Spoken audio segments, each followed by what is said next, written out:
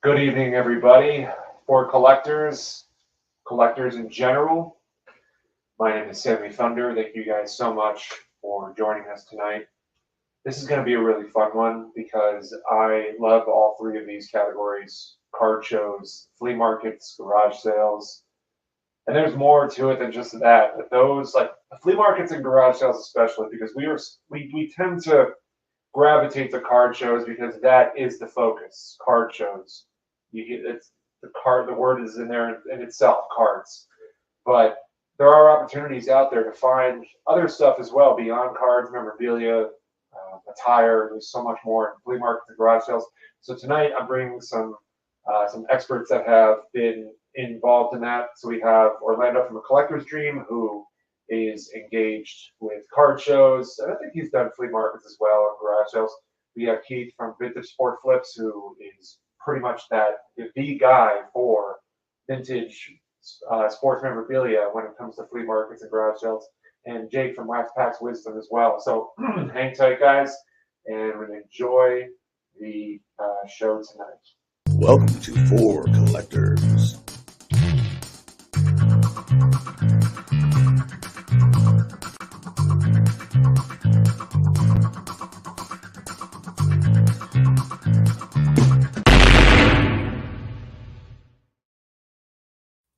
And here we are.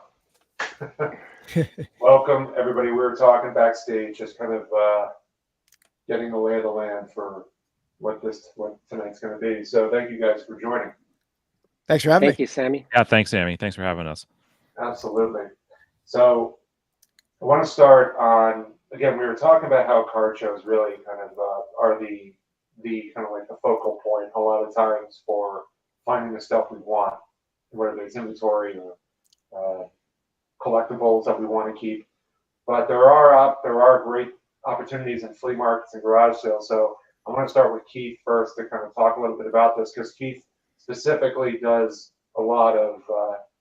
spends a lot of time at flea markets and garage sales. So Yep. What are your experiences, Keith? I mean, we've seen them on your videos, but if you want to kind of elaborate a little bit. Yeah, so I've been going to flea markets since I was a kid with my dad. I remember the first flea market I remember. I found a box in the grass in a flea market in Pennsylvania, and there was a rubber banded stack of cards with a Ricky Henderson rookie in it, and that was my PC as a kid. So that sticks with me. That probably was like 8 years old at that point. And that got the bug rolling. I mean, I went to flea markets as a kid, and then took a long break when I was in college and after college, but then got back into it. And it's the fun of it. It's, you have a flea market's basically like 40 yard sales compact into one area. Right. And, I love card shows too, but there's not a great chance of an amazing deal at a card show. I mean, you can make good deals, but not like an amazing find, at a rock bottom price. So flea markets have that potential, not every week, but they still have that potential. You can make some amazing finds.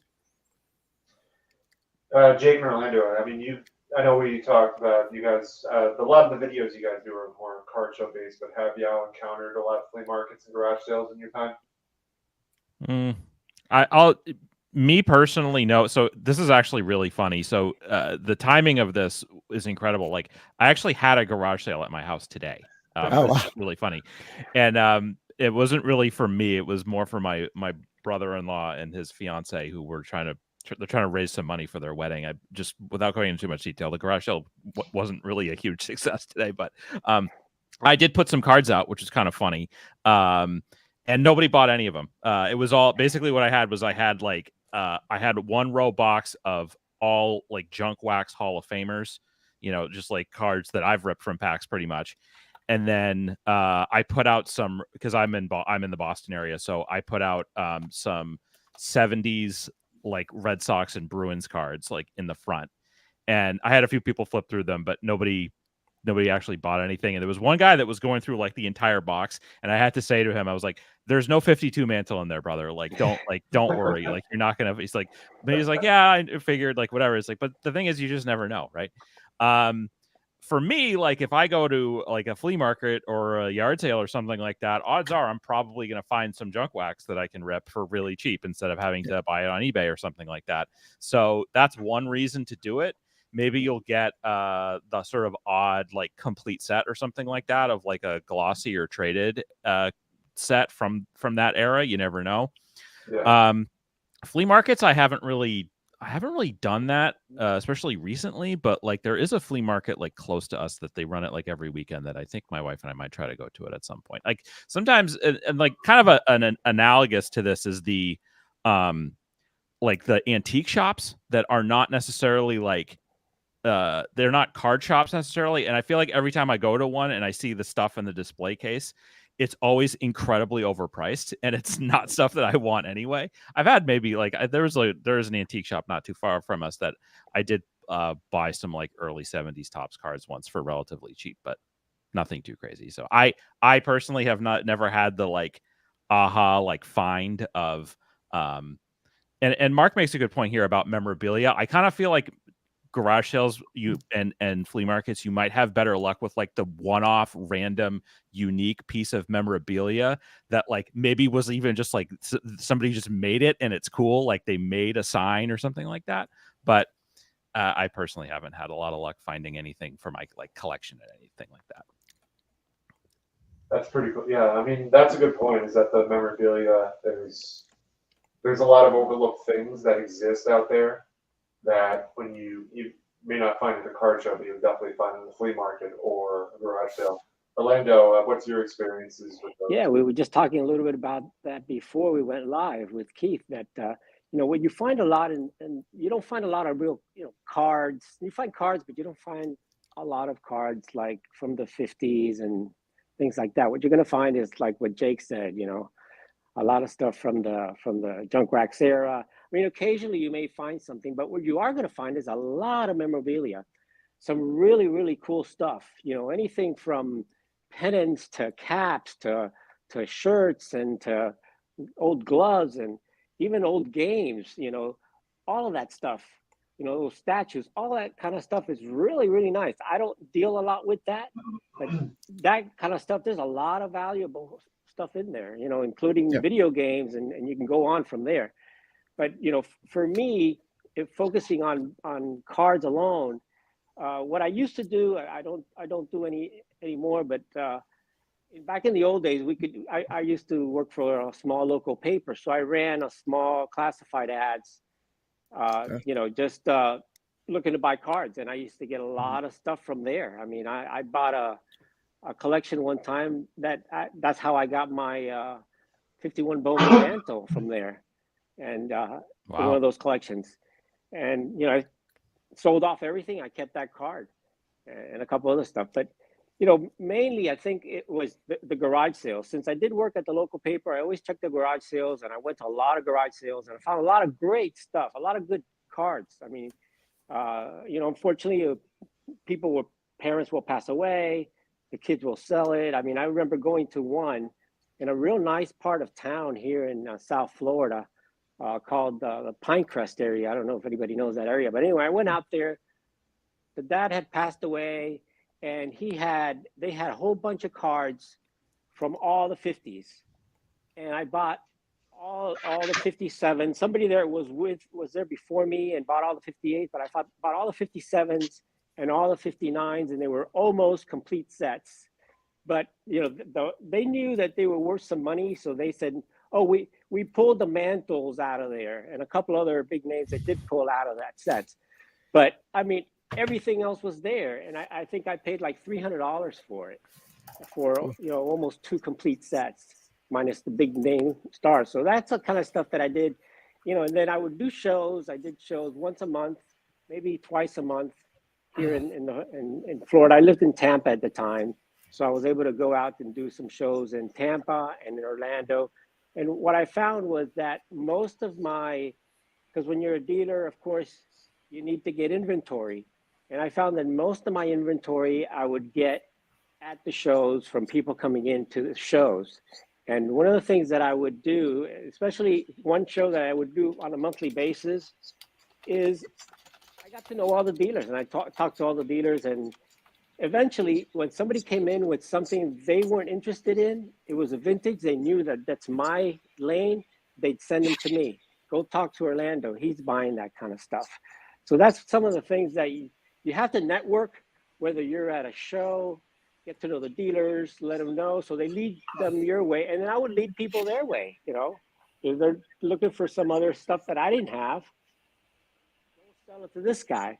So Yeah. a lot of networking has to be done, and I didn't do a lot of internet back in. There wasn't much back when I started in the late '80s and early '90s, but that's kind of how I kind of build my inventory as a dealer and later as a collector. Yeah, it's the networking aspect is very true. It reminded me of a situation where I was at a card show and I was set up next to a dealer who sold nothing but modern football. That was his thing. And he knew I did vintage. And anytime a guy came up to me asking about modern football, I would say, "Oh, go to him. Go to Doug. Go to Doug." And it kind of came full circle because I helped Doug, I guess, obtain a lot of sales because for whatever reason, someone would come up to me with like a lot of modern football gems. I didn't know they were gems, but Doug told me after they were. Came up to me and they come up to me and they're like, "Hey, you buying anything?" I'm like, I look see what they're selling. I'm looking down at my own stuff. I'm like, it's not for me. But I'll tell you who will want it is this guy Doug over here. The reason why I mentioned that, the whole networking aspect, because it came back to me. Doug knew I sold vintage. Doug knew that I sent him business. And then he was like, "Oh, there's a vintage guy, and he's looking to sell like binder sleeves of vintage." And in Orlando, you would know this story. I think I've told you this, but he comes back. This guy comes over. I'm the first one who gets first dibs on it, and I end up That was getting your Gibson card. That was the Gibson card. Yeah. Oh, Wow. That's awesome. The SGC 5 Gibson that has the appeal of a 10. No, but I mean that's just again the point is that with that it's networking is huge in that case because if you provide good karma among someone else, it's going to come back to you. Yep, No question. for sure. Yeah, Absolutely. I had recently I did a whole video on my channel about this that my wife's former coworker, we went and visited her last weekend, and I knew about this for a while that she had just old cards in her house that mostly belonged to her dad. Her dad is still alive, but he just didn't care about them anymore. And and she doesn't know anything about she didn't know anything about vintage or the really sports from previous eras or anything like that. So she was like, "I take this box, look through it, and take whatever you want." And it's not necessarily dealers or anything like that. It's just like you have friends and they know that you like this stuff or whatever. They'll tell you about it. So I went through the whole entire box and there were some really cool things in it. It was all cards from like the mid 70s and it was all sports. And one of the boxes had an almost complete set of 76 Topps baseball in it. And like Hall of Fame baseball players, like all the Hall of Famers from 77 and 78, a bunch of hockey cards, a bunch of football cards, like all Hall of Famers in there. And then the biggest thing was there was a Walter Payton rookie in it. Oh, wow. That's like Nice. it's really nice. The centering is good. The corners are rough on like all four of the corners are rough. I'm going to send it in. My guess is it's probably going to grade probably no higher than a 3. But still, and literally they were like, just get rid. Like we don't want these anymore. Just get rid of them. And I almost took the whole box, but I decided not to, because there was a lot of I almost feel like there may have been complete sets of 77 and 78 in that box too, but they just weren't like in the sort of long box like the 76 Topps one. But yeah, there was Molitor Trammell rookie was in there. It was nice. Couple Suter rookies. So that's all it takes is just like knowing people and people know that you like cards and stuff. And for every sort of collection that's all like 1988 Donruss, like every now and then you'll find something pretty cool. And this was like kind of one step above that for me. So that was really fun. And it made for great content too. That is definitely true.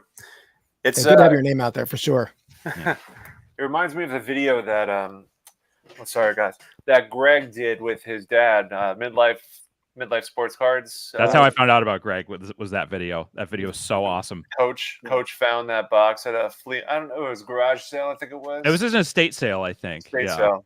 Yeah. I mean, but then like they go through it at home and incredible spot. And as somebody who like my dad got me into collecting, like watching that video with Greg and his dad was like, it really like it hit me. And my dad is still alive, but like as I've gotten back into collecting again the last couple of years, like getting to share it with him and like getting cards that I know he had as a kid, like getting my Yaz rookie, he had like a dozen Yaz rookies probably. My grandmother threw them all out, but that's a whole other story. But yeah, like, so seeing Greg do that with his dad was just like, oh, that really got me. Like that was so great. Yeah. I'm trying to find my most recent flea market pickup, but so I don't think like it's just kind of a cool thing that you just probably don't see at shows. And Jake, you'll probably appreciate this being from Massachusetts. So let me go. I'm gonna just let's see how I can do this. They don't give me that one. I'll just go solo.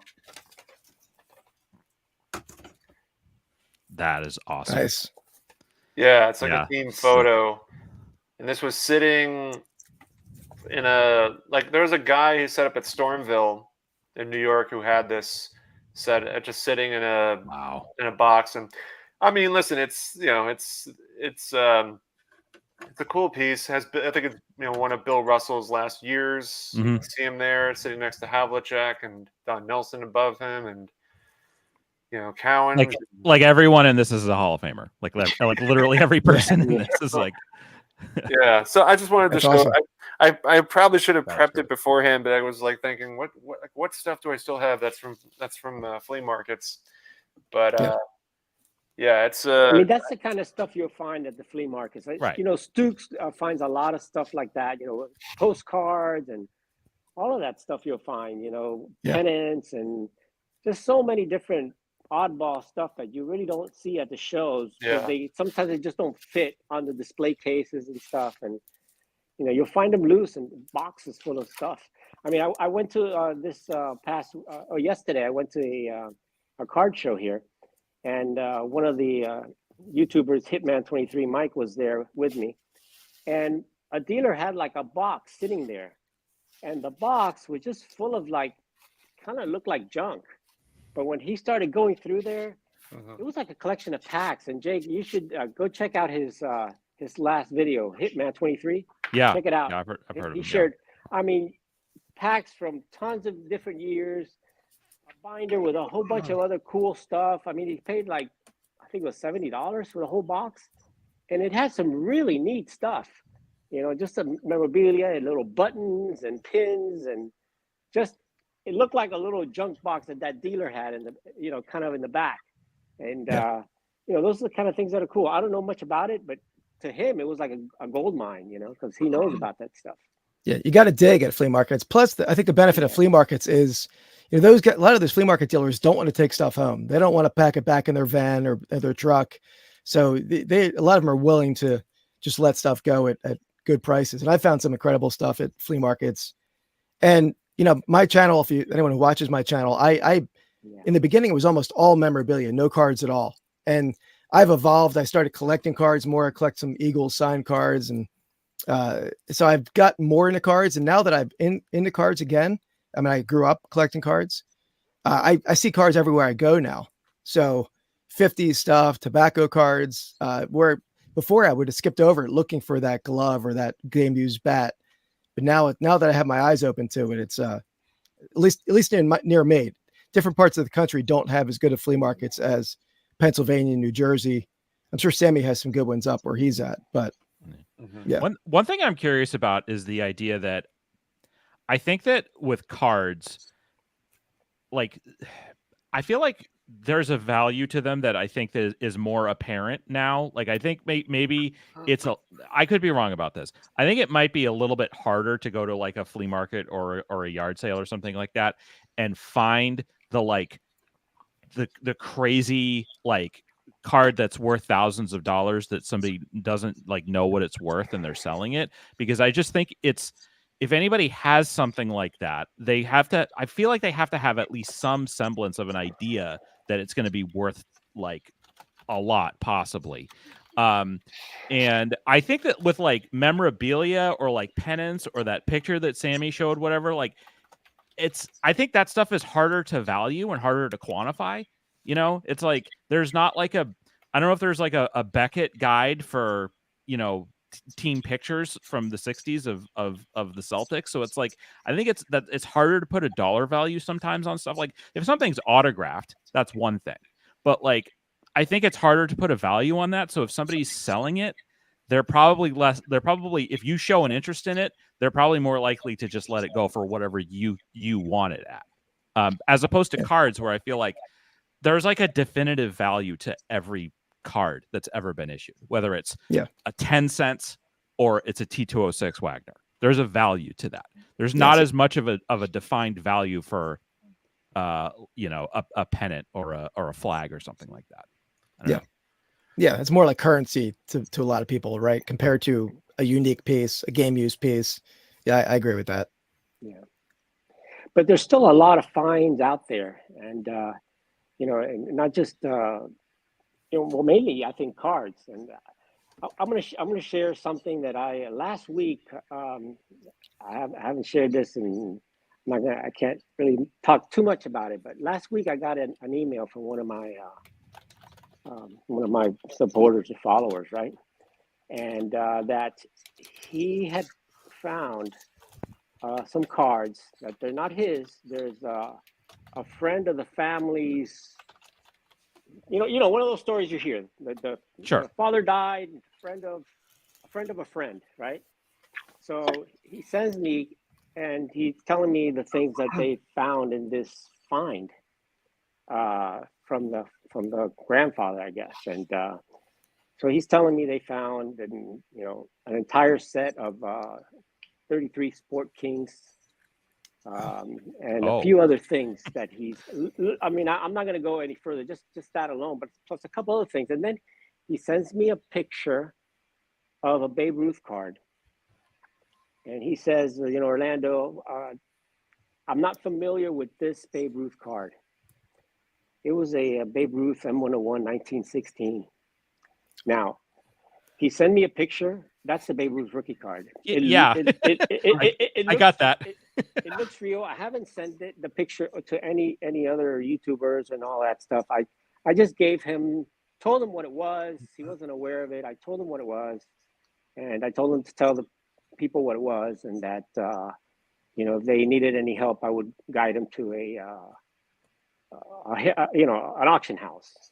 You know, that's kind of what it is. And so he this was last week. He said he was going to go talk to the family and let them know what I thought, that he hadn't shared it with anybody else. And I said that you know, if it's real, and that's what I keep saying, if it's real, it's worth, you know, a bunch of money. So I've got a picture of it, and I'm looking at it, and you know, I'm telling you, it looks good. I don't have a picture of the back of the card, so I need to get a picture of the back. But from the front, and based on the picture of a couple other things that he did find that in the find that are real, you know, but you never know, you know, you never know. I don't know this person personally. I do know that they have commented on my videos, but you know. Wow. But anyway, those are the things that you never know. They're still out there, and there's been some recent finds that have been like that. I mean, I don't know if you saw recently that they discovered a 1961 Will Chamberlain rookie that graded an SGC 10, the only SGC 10, and that card was found. Somebody, I don't know the exact story, but it was. I read it. They found it. They took it to this card shop, and the card shop owner, you know, told him what he had, and apparently the card shop owner now is part owner of the card, but he took care of whatever. But you know, like I said, there's still finds out there, and you just never know. And you know, what Keith does is so intriguing to me because he goes out to those places where those finds can be found nowadays. I don't think you're going to find too many of those in antique shops or places like that, or even garage sales, maybe some garage sales, but flea markets where people come out there and just bring all their supposedly junk, that's where you're going to find it. And even inside books. There was one that was found inside a book that's supposedly a super rare card found inside a book, like as a bookmark.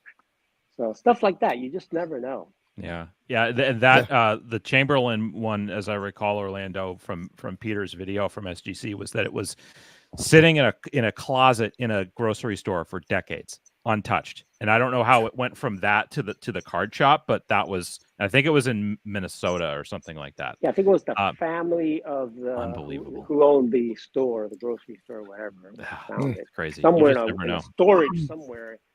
I mean, those things.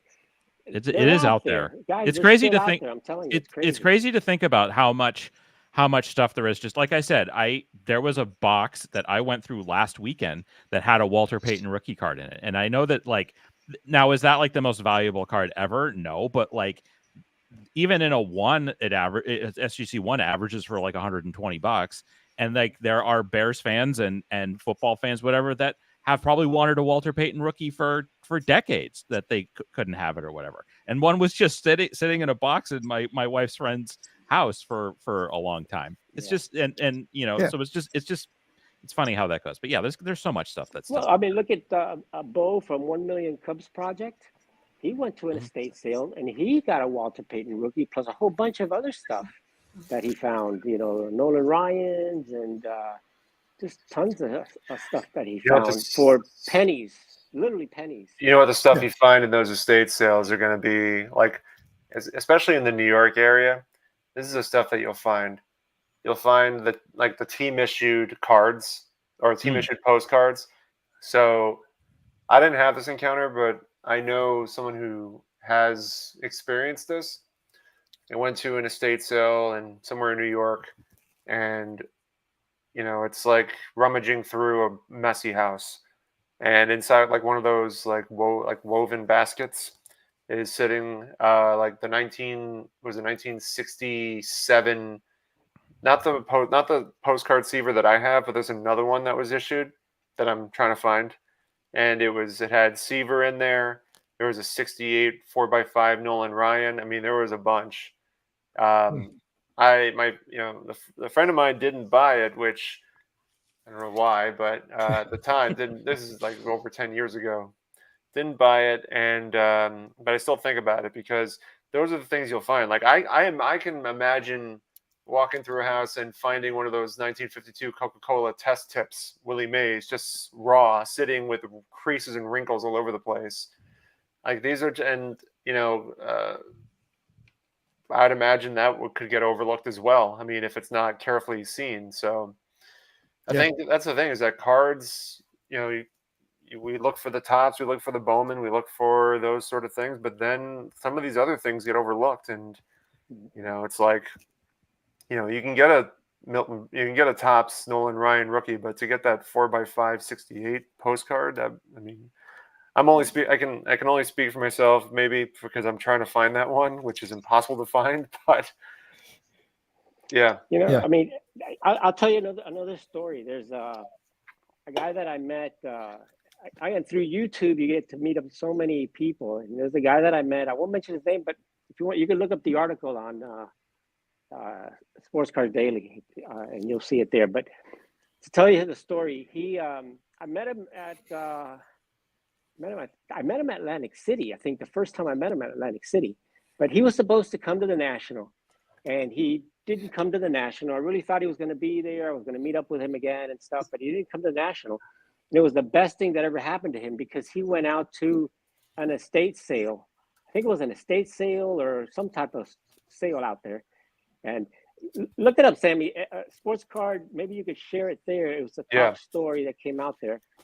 He found a collection of a few cards. I think it was 10, 12 cards from a set that's really never ever been seen. And he had 2 Babe Ruth cards in there. And I asked him if he'd sell me one of them, but he doesn't know what he's going to do with them. He's keeping them both right now. And I think he may have the only 2 that exist, or maybe another one exists, but it's extremely rare. And again, he went out there and just found it. I don't know, Sammy, if you can pull that article up. What's the article name again? It's the first one that you'll see there on Babe Ruth. You'll see a picture of the Babe Ruth cards found, 2 Babe Ruth cards found. I see the newly uncovered 1915 Red Sox photo with Ruth. No. Yeah, I mean, It's also I- a newly yeah. discovered. Oh, new 1920 shoulderless find include There it is. The 2 Babe Ruth shoulderless Babe cards. Ruths. 2 of them he found. Okay. Yeah, give me one Plus sec. some other stuff. Well, he found those cards, and he found them while we were at the National. He found those cards. Shoulderless. I texted him the other day on that too. So check that out. Helped the longtime Chicago area collector become the owner of 2 copies of an impossibly rare Babe Ruth card. So these are all the cards from that set. Yeah. This Yeah, one's he pretty literally off the doesn't have center. any shoulders, literally. Right. Right. That's what's called the shoulderless. Is that like a looks strip? like Is that a strip card, or is that what kind of card Yeah, is they that? were hand cut. That's why you see Hand one cut? of them is kind of a little piece of the other one is on there on Yeah. the Babe Ruth. 1920 WUNC shoulderless set. Yeah. Yeah, Wow. it's funny how the strip cards were, so many of them were just like whoever was famous at the time. It wasn't just baseball players. It was like they were on the strips with actors and Check stuff it like out. that. Yeah. Super cool. Never even heard of that set. I've Yeah. never heard of it either. Well, I won't So forget there's it now. only- It's shoulderless. So it says here SGC has graded only 3 examples, PSA none. None. Right. Yeah. Amazing. The Ruth card that's been poorly cut contains multiple creases, while the other is in better overall shape. Who cares? Yeah. The who most cares? amazing. That's so incredible. Oh wow! So he owns that. While we were at the National, that's what he had uncovered. So he told me, I'm glad I didn't go to the National, but can't believe it. He's found some really cool stuff. He doesn't have a YouTube channel, but he's got an incredible collection. Nice. I'm a collector, not a dealer, so I'm just keeping them in my PC. Respect it. Wow. That's great. It's impressive. Keeping both too. That's impressive. At least I Yeah. would be tempted to keep one and let the other one go. Well, I got first shot at one of those if he ever Oh, sells nice, it. nice. But he's probably going to put it at auction, he says. Stay Which is home. the right thing to do. I told him he should put it up at auction. But I mean, that's the cool stuff that it's still out there. I mean, you just never know what you're going to find. And that's why, what we're talking about today is so important, because you can find stuff still out there. People think, no, everything's been uncovered. No, it hasn't been uncovered. Yeah. Well, If you yeah. know So what to look for. I posted so I went to a show yesterday also, and I posted my video, my recap of it, and I bought a card from a guy who he acquired through an estate sale 2 lots. One was a lot of T206 cards, and one was what he said was either a complete or near complete Allen and Ginter set from an estate sale, and it was all raw stuff. And I bought this card yesterday from that. It was this Ike Weir, beautiful, in a 1. And the reason why I got it was just because he's Irish, and in case you can't tell from my last name, I'm Irish, and he also settled in Boston after, and so he had already sold all the baseball, so he didn't have King Kelly or Charles Comiskey or Cap Anson or whatever, but he had basically all of the others. And this was only $40. Like, he had it marked at 50 and he wanted 40. And he said, I'll take 40 for it or whatever. And as far as the T206s go, the most notable player he had in it was Fred Merkle. I think maybe there was one card from one of the, and they were all Piedmont backs. There may have been a couple of sweet caps, but there was one of a St. Louis player that he had that, even though it was in like a 1 or a 2, he wanted like 700 for it. Maybe it was, I'm not sure. I can't remember which player it was, but it may have been one of the lesser rarer back kind of guys, but they were all pretty reasonably priced too. But again, that was like a recent estate sale buy that he had, they had, like I said, like a complete Allen Ginter set. It's nuts. Yeah. And raw. Yeah, they were all raw. Those cards are all graded, yeah, crazy. But there's still so much stuff out there, and there's a lot of things that I'm not familiar with. Keith is more familiar with other memorabilia, but there's tons of memorabilia out there that is very rare. From programs to just a ton of stuff like that you just never know. Yeah. Yep.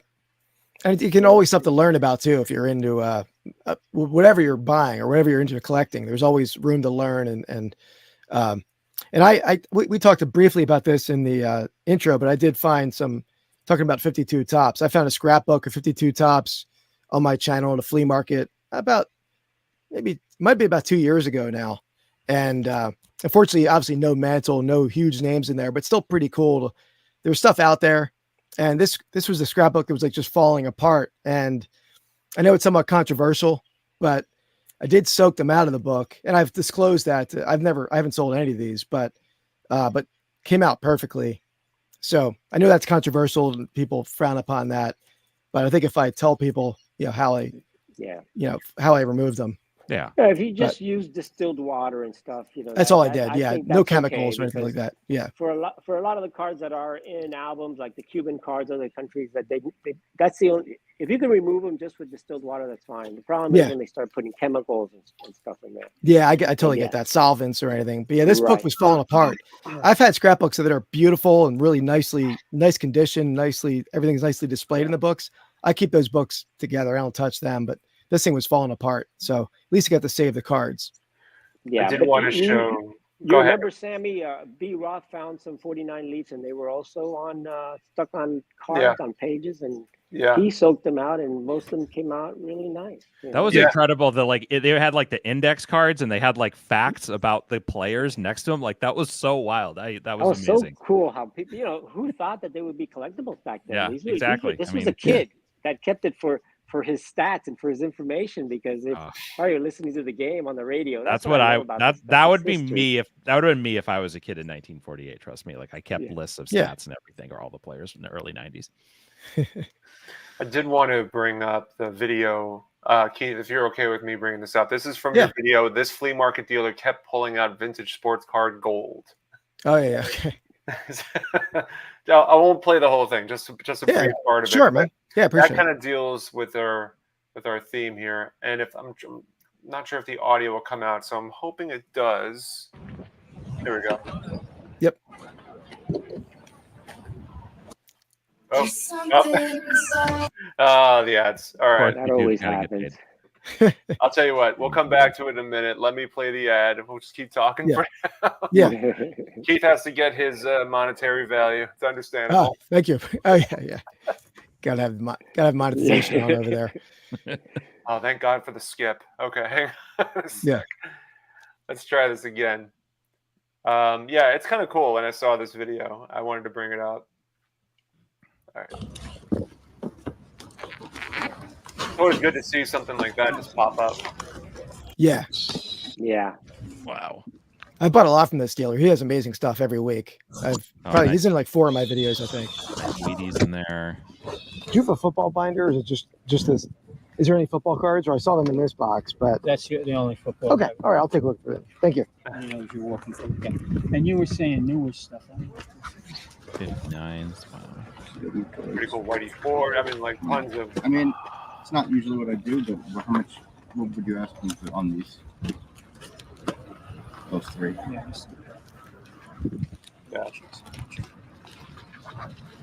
That whole Where was this? Is it Jersey? He's gone already, It was in Jersey. Yeah, Columbus, New Jersey. I could tell by the Yankees and the.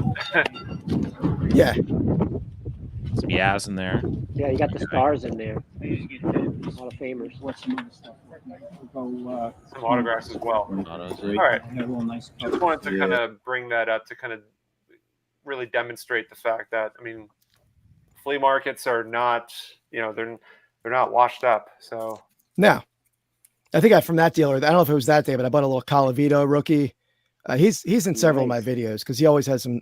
I mean, it's not a 5.5, not a super high grade, and then little mantle checklist, 67. I think that guy is. Yeah. So I bought some pretty cool stuff from him over the years. He's that's a really great flea market. If anyone's in New Jersey, that's Columbus Flea Market. So it's one of the better ones around here. It's pretty good. Yeah. The Stormville is the one that I visited a lot. And the last time I visited Stormville was probably about 2 months ago. And there's a guy who was mostly selling coins. So, generally speaking, Not a lot of there are a lot of card hunters there. It's funny because I see a lot of overlap. I see a lot of people who go to I see at card shows or at Stormville. And I'm like, man, I got here too late.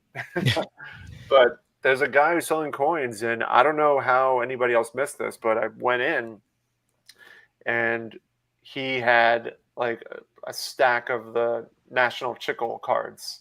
Wow.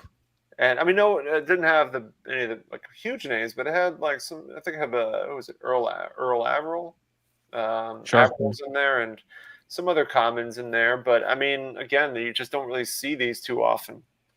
So I picked up the Earl Averill just because I didn't really know at the time. I didn't know too much about the set, but I wanted to at least try to learn about it. So I picked up the Averill, and I think I ended up selling it to a guy who saw it and was like, "Oh yeah, that's something you don't see." Was it the fine pens, like the bigger card, Sammy? Yeah. Or was it They're like postcards. Yeah, I have a couple of those. They yeah. look like exhibits. Yep.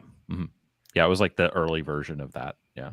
No, those are cool cards. The only thing that sometimes is weird with those cards, the color ones, is the pastels and the they guys look like they're wearing lipstick. They hadn't quite perfected the technology yet on the coloration of those cards. But yeah, like Johnny Mize's rookie card is one of those, and he looks like he's wearing lipstick. Like it's there was a guy at the Brooklyn card show yesterday that had what were they called? The Z Nuts Pacific Coast League sets had cards from that. And he said he got those at a garage sale for like $1 or $1 or $2.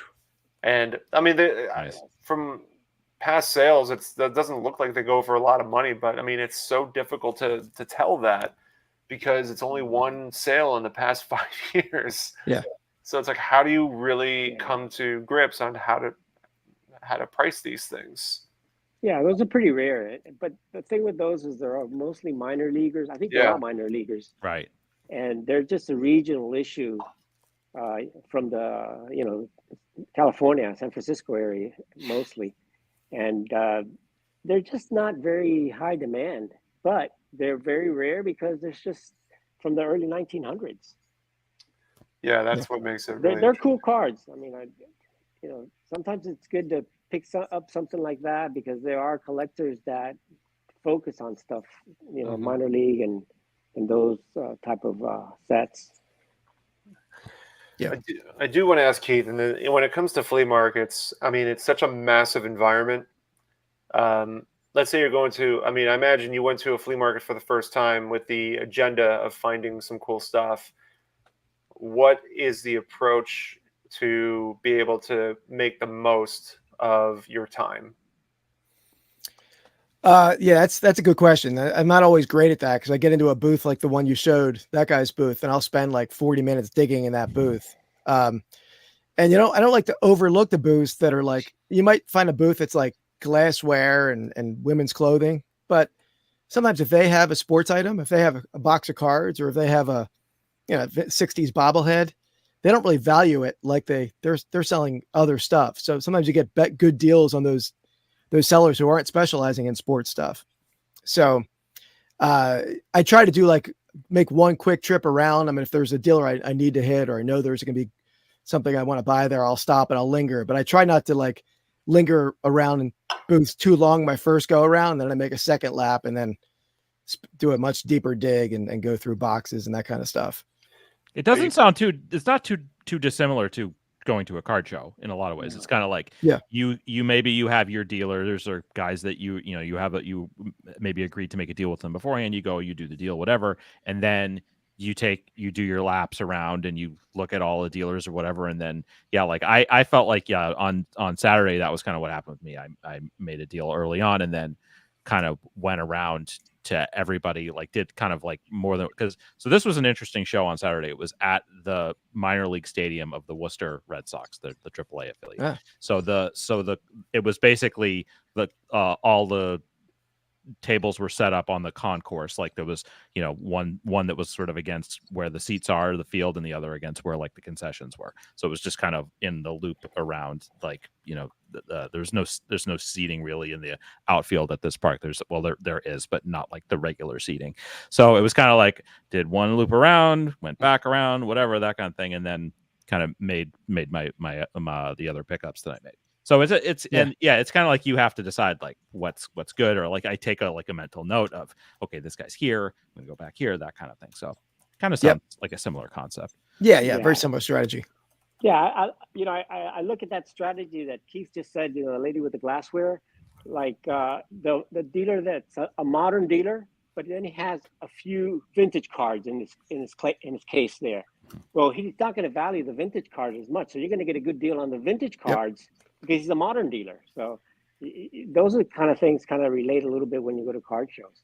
So that Jay, actually, didn't you pick up a Clemente rookie? I sure did. I'm glad you brought that up, Orlando, because I happen to have it right here. Boom. All right, look at that. Awesome. Nice. Got this baby yesterday. This was this is the most expensive card I've ever personally ever bought myself. And it was part of a trade plus cash deal. I had a 63 set that I mostly built last year, and I kind of decided to break it up because I wanted to focus on bigger cards. So I made and shout out to Matt from Providence. If folks know, he's one of the biggest and best vintage dealers in the Northeast. And I've done a ton of great deals with him. And so he took a bunch of the Hall of Famers I had that I had just gotten back from SGC plus some cash, and was able to make a deal to get that card. Well, so congrats. Thank you very beautiful. Much. Looks thank great. You. Thank you so much, Orlando. It's a 1, but the eye appeal on that's great. I think it just has a crease, right? It has basically, there's just like there's one crease that kind of runs all along, and then there's another one like right here. But and there's a little look at the color on that card. It pops. Thank you. Let me go back there. Oh, sorry. Here we go. Can't get enough of it, right? I haven't been able to stop looking at it since I got it. But the other thing that I was going to mention was Orlando. You said this, like, basically, I made three deals. I got that one, I got that Allen and Ginter, and then I went to a table that had a lot of modern, but they had some vintage in the case, and then they had these boxes of vintage, and it was all in semi-rigids, and everything was either like $25, $10, or $5. And so I went through it, and they had one of the rows was all 50s and early 60s baseball and football. And one of the cards I got in this was the Billy Williams rookie, and it was only marked at $10. So nice. That's a tough card with centering too. Centering, it has some snow you probably can't really see in the video, but like, and the corners are fine, but like I was like, I can't pass this up. So I already have one of these, but I'll either send it into grade or sell it. But like, so if I went to a vintage dealer and they had just this out there, they're probably asking $50 for this, is my guess. Mm-hmm. So they had that, and you don't have to put it back on me, Sammy, or anything, but like I picked up like a bunch of other like some nice 57s, and that's I think Bob Lemon was in there, and Dobie and Shane Dienst and Early Win, Minoso. I got all those plus a couple of 60s. I got a 60 Drysdale and a 60 K-line that I already sold them. But the biggest thing that I wanted from that group, and Orlando, if you watched my video, you saw this card, was the 41 play ball door, which is a card I've wanted for a while. And I didn't pay $125. I paid I think I paid $175 for the whole lot. So that was I think that was a $125 for that was a fair price. But I thought I got a really good deal on all that other stuff, especially the Williams rookie for $10. So that's what I was saying. Like, I feel like the modern dealers, they get this stuff and they just want to move it. And they don't necessarily, they will kind of undervalue it a little bit. So that all came from a modern dealer? I would say that most of, like, the vast majority of their stuff they were modern dealers, but they did have, like, they had row boxes of some vintage that I thought was underpriced.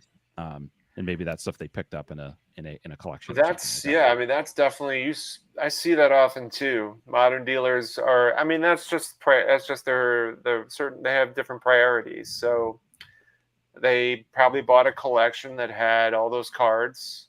Most of it was probably modern, and they had these vintage leftovers, and they're like, this is just collateral at this point. So Right. It's Yeah, like, they'll put $5, $10, $15, whatever. yeah, I've definitely experienced that before as well. I mean, not. I think the deal you got was incredible. As Thanks. I've even had like I think it was the East Coast National last year. I went up to a table that had a mostly modern, but then sneaking in there in the display was a 68 Rose and a 68 Aaron, and I think I got those for like not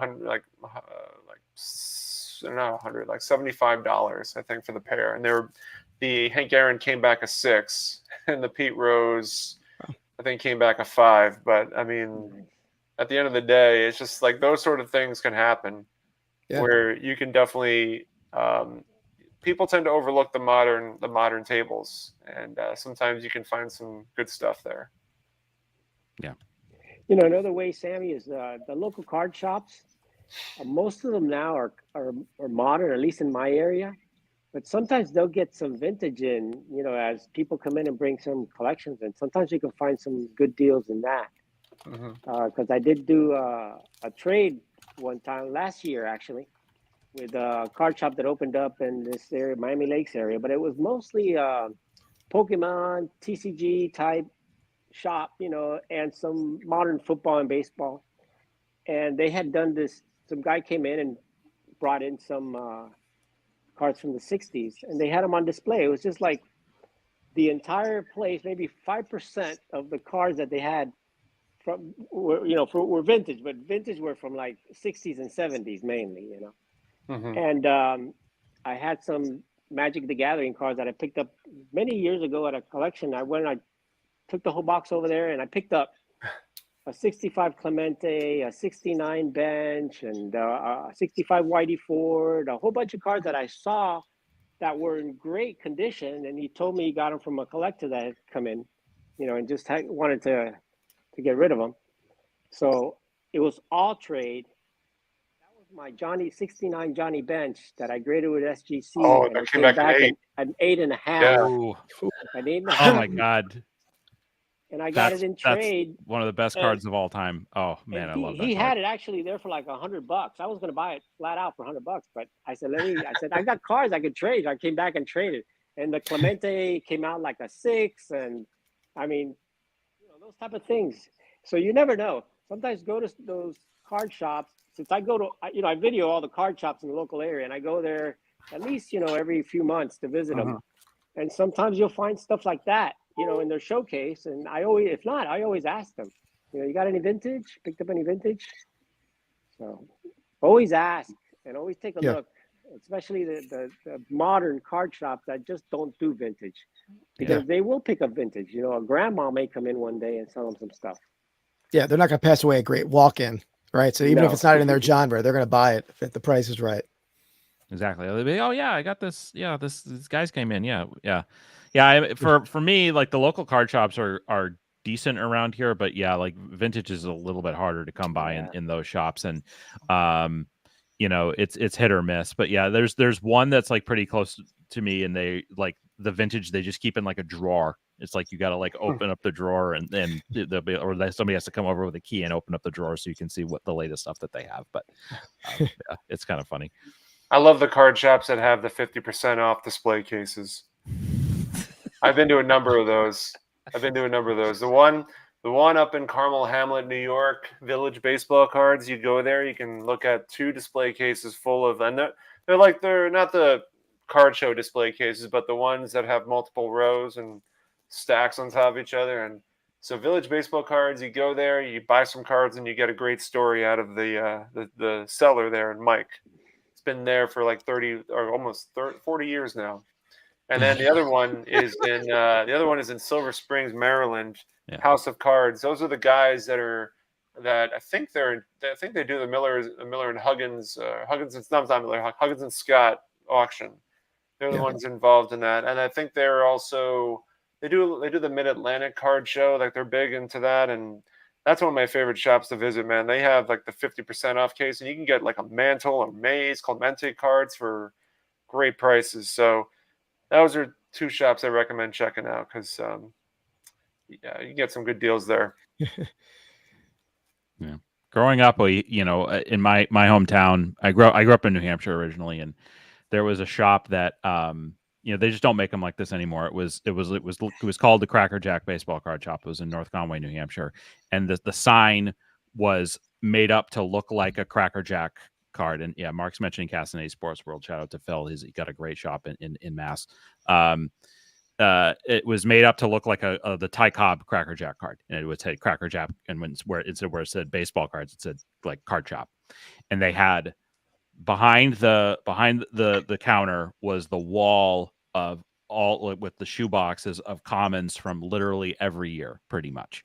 And then they had the display case. They had tons of, and this was like early 90s. They had tons of great vintage stuff and any card you want. And I was such a dork as a kid. Like I would look up stuff about players, and I would come up with I'd have my Beckett catalog, and I would go through and I would pick out the numbers or whatever, and it's like I want a 1976 Topps number 580 Ben Ogilvy or something like that, and I would write that down on my list, and I would make my dad take me to the card shop when I was like 7 or 8 years old. I'd go and hand them the list, and they would pull all the cards for me. Usually these were these were common cards, so they weren't that expensive.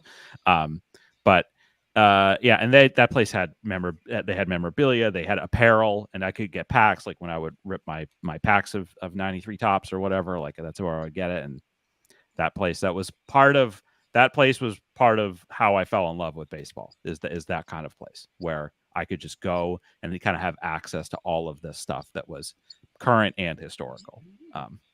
But yeah, those shops are not around as much anymore, unfortunately. No. I don't see them around my area either. I remember there used to be shops in New York City. Those were the days. There's only like maybe one left, but it doesn't have that same feel. No. Yeah. That rusty smell when you walk in. Rusty, yeah. The old cardboard. Yeah. It's too bad. And yeah, it's like, I don't want to say it's a bad thing, but yeah, it's like now, in person shows are how I get the cards that I want. And for me, I mentioned Matt, there's, another, I think you guys know, Paul Borges, who's based in Newport. Yeah. Based in Newport. He, I haven't seen him at as many shows recently, but he'll probably be at Philly show and other stuff like that. And he has so much amazing vintage too. It's just they're a little bit few and far between, even in our area. But and we get the Shriners at the beginning of November, and there'll be a lot of dealers that come from other parts of the country too. But yeah, shows are kind of where it's at. It's the best way to avoid paying for shipping and taxes and stuff too. And that's yeah.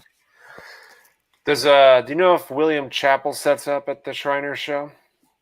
Do you know? You're familiar with him, right? I have heard of him, yeah, and I am going to the Philly show next month. So hopefully he sets up there. I assume he's coming. He's going to be there. But I don't know that. I'm not sure if he has been at. I don't think he was there in April. The last show there.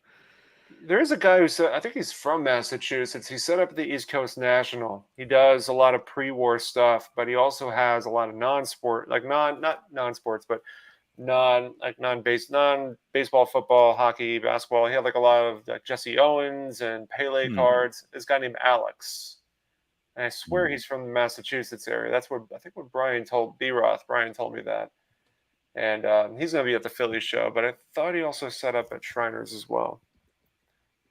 Okay, yeah, I'm not sure off the top of my head. I'll have to look him up, but yeah, I'm looking forward to going to the Philly show to kind of see more of the dealers that maybe don't come all the way up to the Boston area for those shows. So it should be fun. Yeah, it's gonna be. I'm trying to think who else. Like Ash was at the Shriners back. I figured, yeah. I'm trying to think of the names who would not be at Shriners, but I figured like it's in the same. Generally in the same area. I mean, it's like I know it's about like a 5-hour drive probably from Philly, or is it further? Yeah. We're trying to map it out. I think it's like between 4.5 and 5 hours probably drive. We're going to be driving. What day are you going? We're going to drive down Friday evening, and so we'll be there Saturday and Sunday. Yeah, I should be there Saturday. Cool. I'll be there Saturday too. That's a Cool. that's a 15-minute ride for me. So that's my favorite show to go to. Yeah. Yeah, Shriners is great for me because it is only 15 minutes from where I live, and it's funny because it's the biggest show that comes to the Northeast, and it's also the closest to me. Like I had to drive almost an hour on yesterday Saturday to drive out to Worcester for that show, and that's like pretty typical. Usually the shows are like 45 minutes to an hour from me, but this one is literally right down the road, the Shriners, and they get a lot of most of the big dealers are a lot of them are there. So the Philly show is definitely outside of the national, probably, and Strongsville. Strongsville is incredible, but the Philly show is probably my favorite out of all the shows. Is probably my favorite because it's just you really get the bang for your buck on the amount of dealers that are there. Yeah, and there's definitely a much bigger blend of vintage and memorabilia at the Philly show that I've never been to Shriners. I've been to Chantilly once, but I felt like Chantilly was a lot more modern than the Philly show. Although the Philly show has modern too, obviously, but definitely my favorite show other than National. Yeah, I mean, the Shriners isn't like massive, it's not. So the funny thing is that it's basically in what feels like it's like a gym from like the 1950s basically, and it's like the really old like fluorescent lights and stuff like that, and there's plenty of room to get around. It's not like it's not cramped or anything like that. It's a big huge room, but it's not exactly it's not a modern space necessarily. But the first one I went to was last November, and it was fantastic. And it's the opportunity to buy vintage from like every era at a show in the Boston area. So it's going to be, I always look forward to it. And last year when I went, I was building, I don't know if I was building 15. I may have been almost done. I actually was just about done with 59. And I was working on the 63 set at that point. And it's great to go to the shows with the dealers that have the binders if you're set building and it was just funny to see all these guys that, had their lists, probably guys from all over New England. And it's their chance it's like, this is my chance to build a set in person and not have to chase stuff on eBay, like that kind of thing. So I'm looking forward to that. I'm on the fence on if I'm going to build like I was thinking about building a vintage football set this year, but if I was going to do it, I would probably focus on getting most of the stuff at the Shriners. But quick question I'm just starting to build a 55 Bowman set. It's been years since I tried to build any set. There's no app or anything for like checklists, right? People just bring in their sheets to a show, or is there any kind of everything I've ever done is, I would say, trading card database might be you might be able to copy paste something from that, but I've been in spreadsheet hell with the maybe folks in the comments have a better idea, but I would say go to trading card database and see what you can pull from there. Okay, cool. Thank you. Yeah. There's no easy way. Yeah. I just have it printed right now on my phone notes, in the notes on my iPhone. So it's accessible, but I wasn't sure there was any kind of great app out there. I guess not. No, I do don't the same think so. thing. I have it on my my phone and notes. That's anything I'm trying to build or a list that I have, I keep it there. Yeah. Damn. Yeah, set building. I admire those that do the set building. It just takes a lot of patience, and I just don't have that. It's fun though, but it takes some time and patience. But it's so much fun. I think that's really what kept me in the hobby all those years. I mean, I was building sets for most of my hobby life. I've been building sets, and it's just great. And just to be, I'm halfway there. I'm 75% there, and then just picking up those last cards. It's just incredible. You never forget the last card you needed for that set. Mm-hmm. But one thing I would suggest anybody that's building sets is try to get the stars and the Hall of Famers first. Yes. Because sometimes if you decide you're going to give up, sometimes at the end you end up with a bunch of commons and stuff and all that, and you don't have the mantle and you don't have the maze. So look for those. First. That's exactly what I just did with my 68 set. I built the 68 set, and it kind of started organically where I had gotten a bunch of the Hall of Famers, and I was like, well, I'm just going to get all of the Hall of Famers, and then I got the last one was the Ryan, and I got that, and I was like, okay, well, I guess I'll just build the set then, and I It's did, easy and it's going from there. Yeah. right, and it's the only one that because I built the 59 top set. Also, I have some in the binder, and I have a few graded cards, and then but for 68 tops, I decided to do it all in the binder. Like it's all there's no I don't have any graded cards from it. Let me ask you a question. This applies to any of you guys. Well, Orlando, I think I know the answer for you, but for Jake and Keith, do you guys sell to collect, or do you not? I know Keith, you're a dealer, but Jake, do you sell to collect? Sort of, yeah. I mean, it's kind of been a funny thing for me getting back heavily into collecting. Like about a year ago was when I really got back into like actually collecting. Like I would rip packs on my channel and rip packs on Instagram before that, and then I got really seriously back into collecting about a year ago. And I think what's happened is I've gone in these like phases, even in just like a year, where it's like I'll buy stuff and then I'm like I realize I don't really want that, or like it doesn't maybe fit what I'm trying to do. So then I turn around and kind of sell it. And that's just what happened with my 63 set, where I had most of the set, and then I kind of just decided, you know what, I'm not going to spend. It was kind of the Rose Rookie was out there, and I'm just like, I'm not gonna to spend the money on that. Like I'd kind of rather spend it on, I'd just rather spend it on other stuff. So I broke up that set, and I've sold off almost all of it. I've kept one page for my vintage binder that has like I have a page for like basically each year in through the 50s, 60s into the 70s. So I saved 9 cards for that for my binder, and I basically sold off everything else. So the short answer is that sometimes yes, like if I've started to get into the mindset now that if I get like a really good deal on something, like for example that Billy Williams rookie or whatever that I bought for $10, I'm probably going to flip that and use the money. But whatever money I get from selling stuff, yeah, I use that all goes towards more cards or other cards. It's Keith, not really. Yeah. Sorry. Keith, what about you? Are you in the same boat?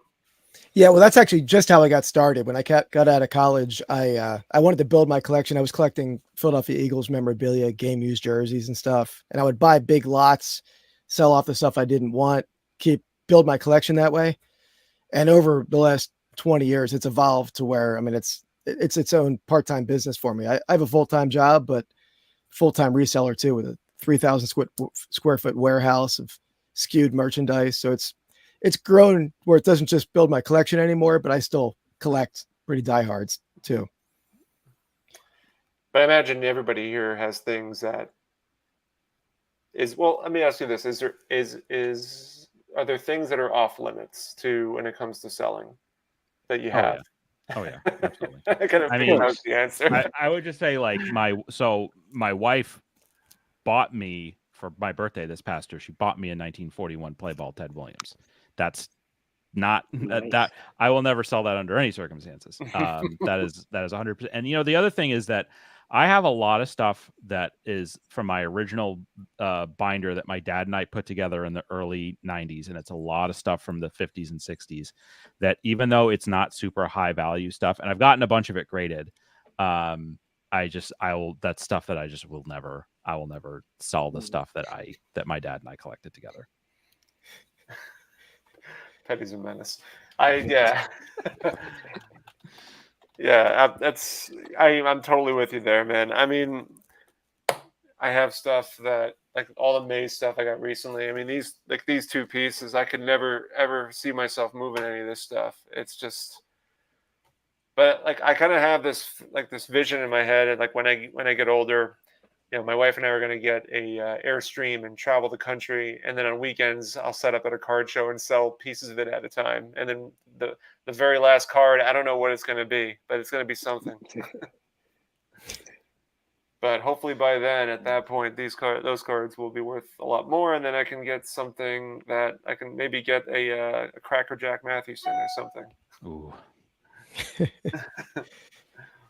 Or what's the oh crap, I can't remember not the novelty, but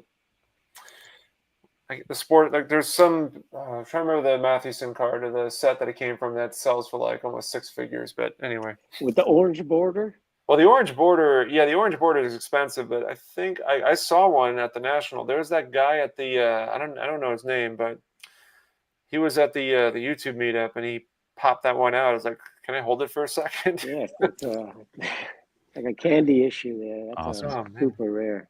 It's ridiculous. But But you know, not when we were talking earlier about things that you wouldn't sell. It doesn't have to be things that are very expensive. I mean, there's stuff that Yeah. the first set I ever put together when I was a kid was the 1970 top set, and I put that from packs. I built it from packs, and thank God my mom never threw it away. I'll never sell that set. I've had it since I was my first collecting thing. Nice. Really. yeah, definitely with us. Stu brought it up. YouTuber gifts and sentimental family stuff. Is Yeah, all. of course. I mean, Yeah. there's cards I've gotten from YouTubers that I will never sell. Mm-hmm. It's some personal stuff, like Sammy's transogram that, you know, nobody will buy it, but I'll never sell it. It's autographed by Sammy Thunder. Well, we There you go. the trade that we did. I mean, you're not gonna. You have no intention of moving that Kofax. Oh no, that Kofax is in the safe actually right now. No, I'll never sell that Kofax. It's not just because it's so Kofax and it's, you know, there's certain rookie cards that I have that I'll never sell, and the Kofax is one of them. And especially because I got it from you. I mean, I could definitely sell and upgrade it and get a better Yeah, one. yeah, But it's just it's special, and Yeah. that is my Kofax for life. Just like my Pee Wee Reese 53 Bowman, all creased up in an SGC one. I got it from Alex Bowman 53. I'll never sell that Pee Wee Reese, even though it's all creased up. I mean, it's just I'll never sell it.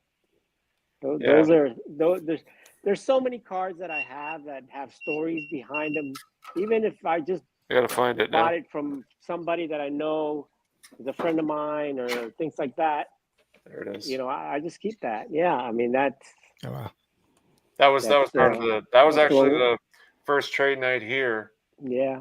at the Four Collectors channel, and like the last hour, Orlando's like, I think I don't know what started it. I think we were discussing the Kofax or something like that, Well, and no, there was no trades being made, and I chat. I said, you know, I like that Kofax you got there yeah, oh, And then that's what started it. Yeah, in the chat, and then I finally I came on and I said, let's work a trade because I knew you wanted that from before. yeah. So I figured this will be a good opportunity to do that.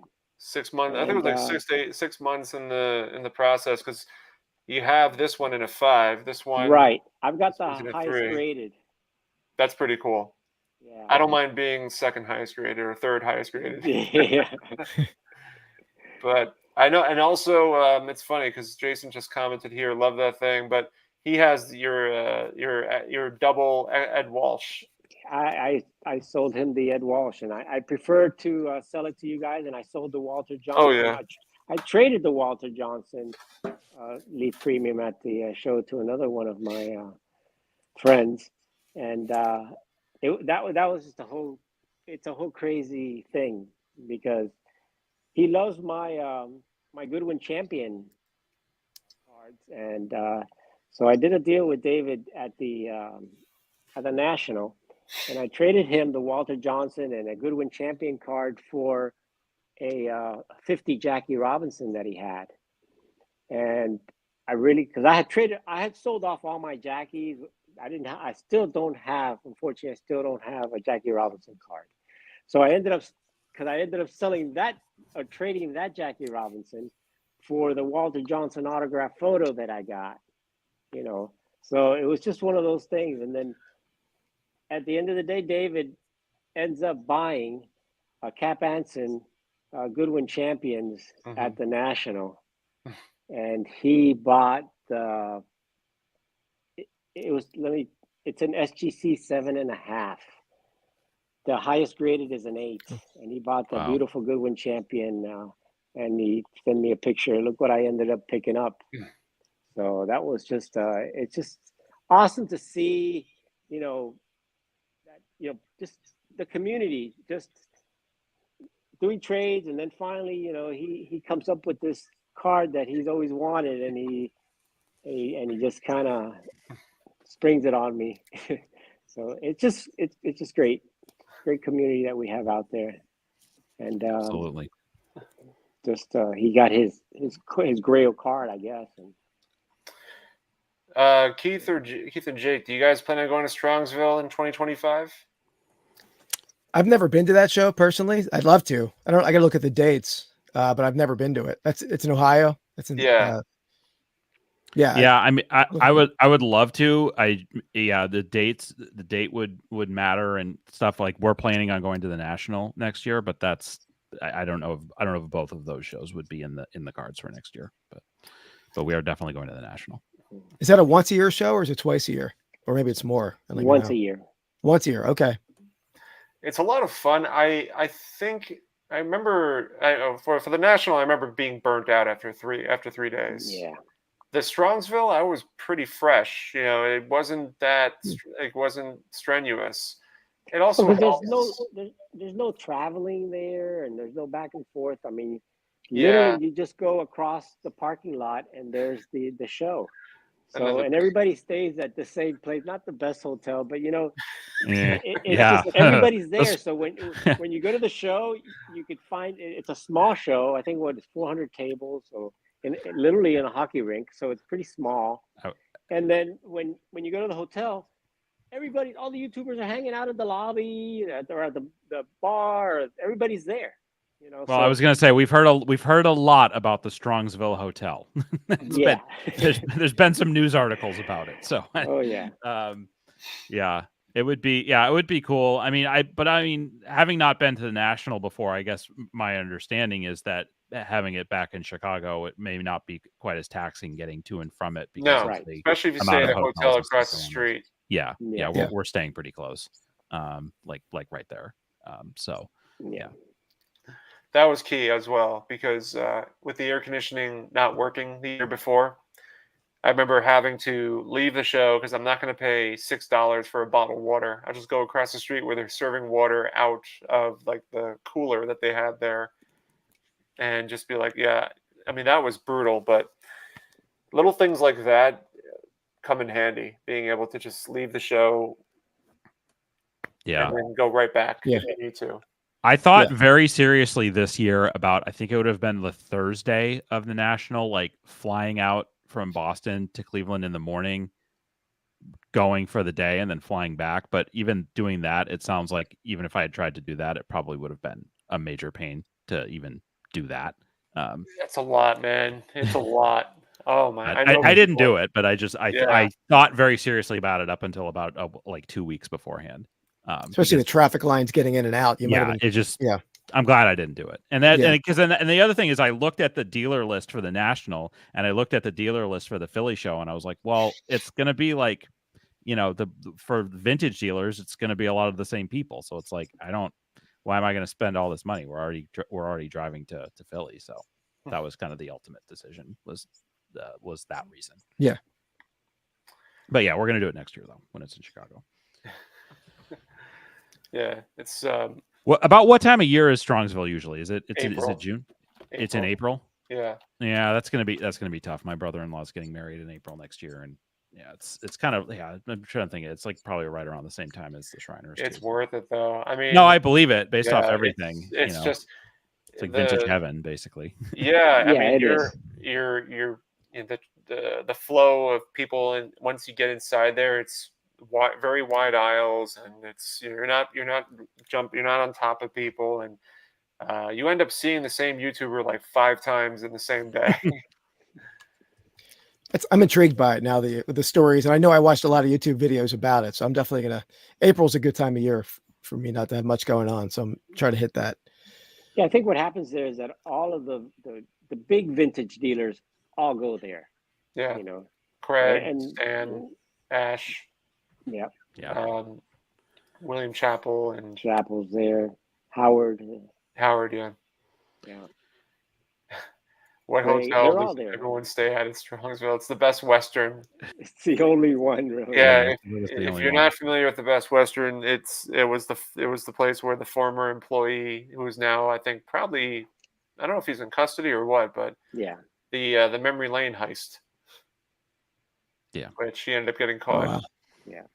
And there were still like 2 cards from that they still haven't found, right? Yeah. Still They missing, found, yeah. They found Listen. they were able to recover everything else. It sounds like, but Yeah. man. Then Yeah. don't stay on the 6th floor because the elevator only goes up to the 5th floor. Then you have to Yeah. take the flight of stairs. I'm not joking. This is yeah, good it's to know. Yeah, yeah.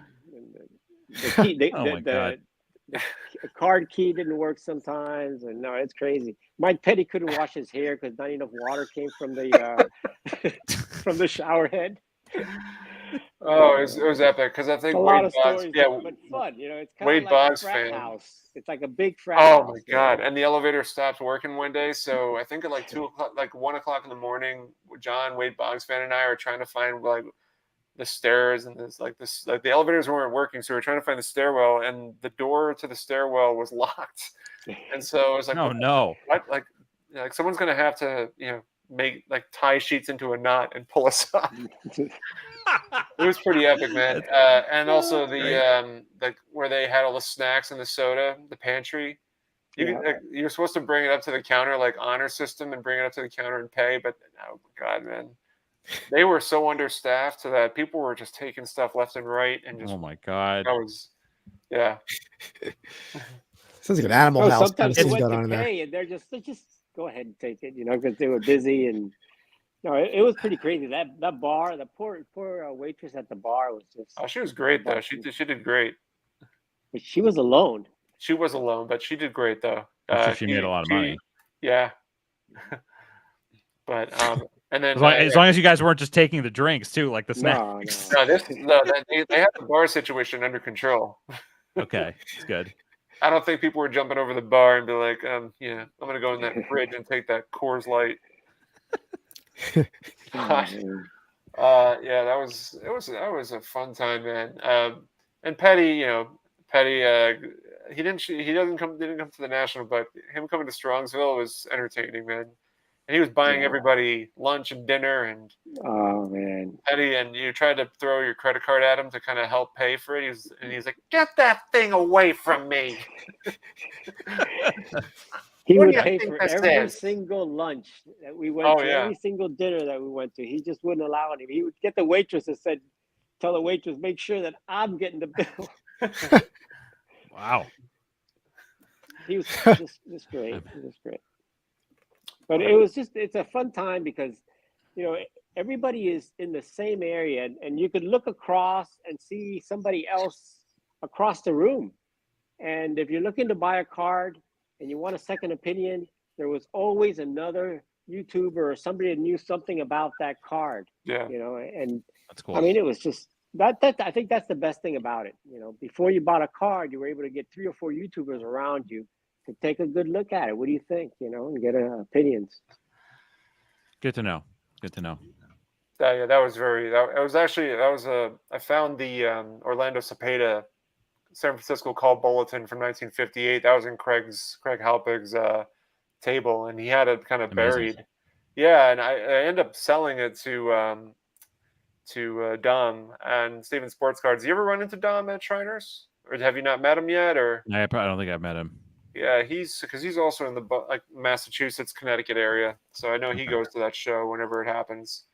But yeah, I sold that to him. I guess he's had it on his want list for forever, and I bought it because I was going to keep it, but then the Willie Mays came along, and the rest is history.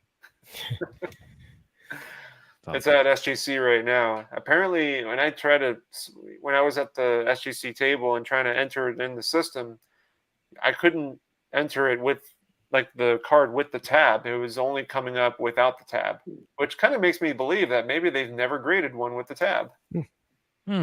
Interesting. You'll find out when you get it back. I could have a 1 of 1. Yeah. Wow. Yeah. I guess you'll find out. Yeah. Yeah. But we'll see. Are they not at the Philly show, SGC? Oh, they're there. Are they there? Okay. PSA. I don't think PSA is there. Good to know. I think Beckett, SGC, and some of the other some of the other companies. Okay. ComC is always there. They're ComC at all the and, shows, yeah. What's the name of the? I don't know why I'm drawing a blank. The authenticating company, the JSA. JSA, Yeah. yeah. Yep. So, yeah, it's a good time, and you never know. Like that was the one show, the Philly show. I'll preach it a million times. That is the one show where you will find something where you least expect it. The Hires root beer Willie Mays didn't come from one of the big dealers. It came from a guy that I showed my spreadsheet list to, and I said, "Hey, do you have any of these cards?" And it was he had like a small, like 2 or 3 tables, like a single booth, not like 2 or 3 booths. And he goes, "Yeah, actually, I do have one of your cards." Opens up his fanny pack and throws out the raw Willie Mays Hires root beer Wow. test. And Wow. so my eyes just, I had Orlando. I channeled my inner Orlando, and Orlando saying, "You're not going to see it again. Buy it." That's the test You have issue. to. That's the rare version of it. That's the test amazing. issue. That's a cool card. So And I you was had it like, raw, Sammy? Yeah, it was raw. So I Wild. mean, I looked at it, and so I was like, "Okay, this thing looks good." And I brought it as soon as I bought it. I brought it over to SGC immediately. I was hoping for a 2, but listen, man, you can't always get what you want. So I got a 1.5. No, that's such a rare find. I mean, that's amazing. That's so cool. So Coach is asking on-site grading, not at Strongsville, Coach. Unless they're going to change it next year, they did. So they took submissions, but not on-site. Yeah. And they didn't do it. As you know, they didn't do it at the National this year. So Yeah, it sounded like. I mean, yeah, maybe that's not something they're going to do again in the future. I don't know. That was a big topic leading up to it, especially after the acquisition. Right. That's a whole other conversation. Yeah. Sammy, I was on the flight with the guy who used to own SGC because he lives here in Boca, and I was on the flight with him to the National and back from the National. Wow. And I asked him, and he said that it's not.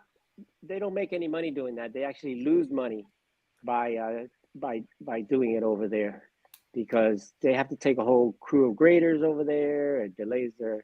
They're not as big as PSA that has so many more graders. So he said that the issue is that it just didn't make sense to them profit-wise, that they didn't make money. It was a money-losing proposition, and, that they could grade them, faster doing it that way and keeping their graders over at their place. That's what he told me. Amazing.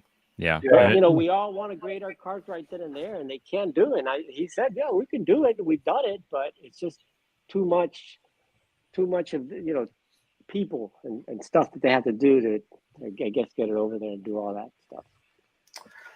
I got to give a shout out for Petty. He's doing him and John 3D80's kid are doing a heritage watch party. 8 p.m. Western or Pacific time. 11 p.m. Eastern time, so for all of us here. So I guess Petty's, he did REA, now he's doing Heritage. Bust out the checkbooks and join him. Yeah. So, all right. Well, listen, guys. Unless there's anything else you want to bring up or anything else you want to mention before we finish up. No, this was a blast. Thanks for having me. We appreciate it. It was great to chat with you guys. Great. Definitely, guys. So appreciate you guys jumping on, talking a little flea market, garage sale, card show action. Obviously, we're going to be doing this again next Sunday with, I don't know who's up next Sunday. Oh, I think Dan, Vintage Baseball PC, is going to be covering for next Sunday, I believe. So he'll be hosting. And but otherwise, thank you guys again so much. Thanks everybody for watching, and jump over to John 3D80's kid and Mike Petty for their heritage party. It's starting at 11 o'clock. Thanks, Make sure everybody. you subscribe to Keith. Subscribe to Keith Yes. and Jake if you don't. Thanks, Orlando. Yeah, thanks, everyone. Subscribe Really to Keith and appreciate Jake. that, Orlando. Their links are in the chat. Otherwise, you can do a YouTube search and probably come up with their names really easily. So thanks so much, guys. Take Thank care. you guys very much. See everyone. See you guys. Take care. Bye-bye. Thank you.